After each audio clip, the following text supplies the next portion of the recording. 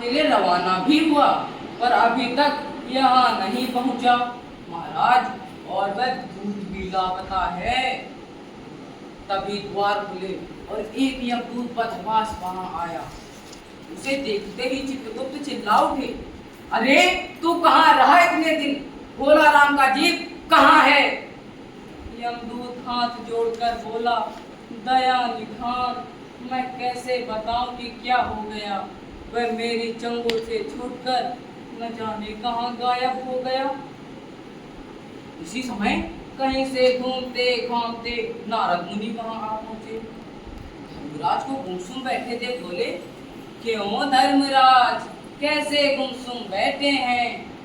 धर्मराज ने नारद को पूरी बात बताई और दुखी होकर बोले, महाराज, यदि ऐसा होने लगा तो पाप और पुण्य का भेद ही मिट जाएगा।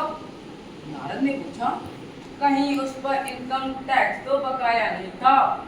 हो सकता है उन लोगों ने उसे रोक लिया हो। वैसे मामला बड़ा दिलचस्प है। अच्छा, तो मुझे उसका नाम पता बताओ, मैं जाता हूँ धरती पर। नारद धरती पर माँ बेटी के सम्मिलित क्रंदन से ही भोला राम का घर पहचान गए और द्वार पर जाकर उन्होंने आवाज लगाई, नारायण नारायण। भोला राम की पत्नी बाहर आई। नारद ने पूछा, माता, क्या बीमारी थी भोला राम को? क्या बताऊं, गरीबी की बीमारी थी। 5 साल हो गए पेंशन पर बैठे, पर पेंशन अभी तक नहीं मिली।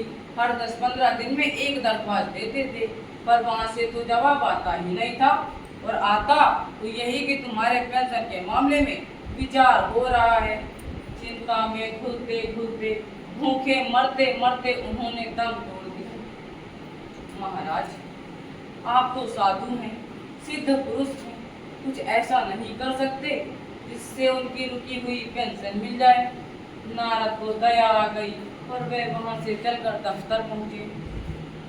वहां कमरे में पहले से ही बैठे बाबू से उन्होंने भोला राम के केस के बारे में बातें की। उस बाबू ने उन्हें ध्यानपूर्वक देखा और बोले, भोला राम ने दरख्वास्तें तो भेजी थी, पर उस पर वजन नहीं रखा था, इसलिए कहीं उड़ गई होंगी।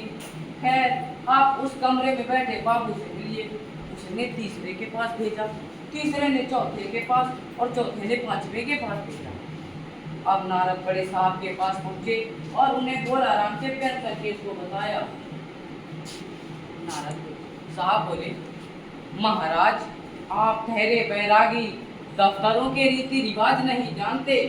असल में भोला राम ने गलती की। भाई, यह भी तो एक मंदिर है, यहाँ भी कुछ दान पुण्य करना पड़ता है। आप समझे नहीं, जैसे कि ये आपकी सुंदर वीणा है, इसका भी वजन भोला राम के दरख्वास्तों पर रखा जा